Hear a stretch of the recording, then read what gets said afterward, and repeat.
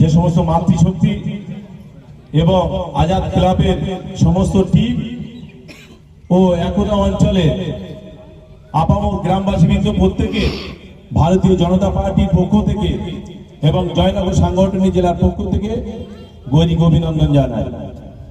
সঙ্গে সঙ্গে আজাদ ক্লাব তথা স্টেজের পাশে যে সমস্ত ব্যক্তি গুরুজনেরা আছে তাদের কাছে আমি অনুরোধ করবো সামনে আসার জন্য। সামনে আসুন।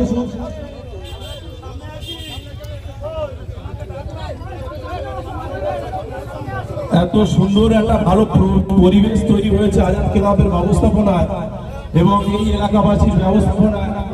সত্যি আজকে আমি নিজে খুব আনন্দিত।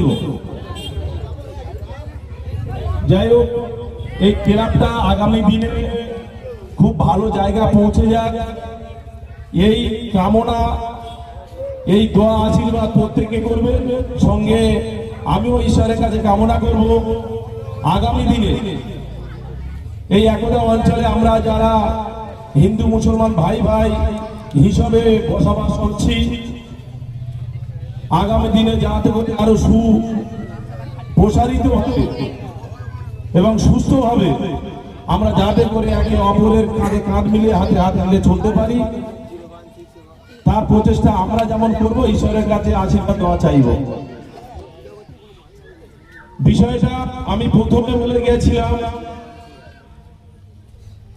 যে দীর্ঘ 15 বছর এই তৃণমূলের সরকার ছিল, তারা আপামর সুনাগরিকগণকে গোলার কণ্ঠ চেপে দিয়েছিল, শ্বাসরোধ করেছিল।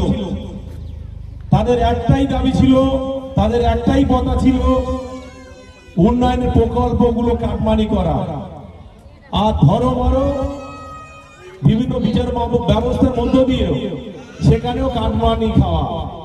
এই সবগুলো বিগত 15 বছর চলেছিল। তার পরিত্রাণ হিসাবে আজকের জনতা জনার্দনের রায়ে আজকে ডবল ইঞ্জিনের সরকার হয়েছে, অর্থাৎ কেন্দ্রে ভারতীয় জনতা পার্টি সরকার, পশ্চিমবঙ্গেও ভারতীয় জনতা পার্টি সরকার।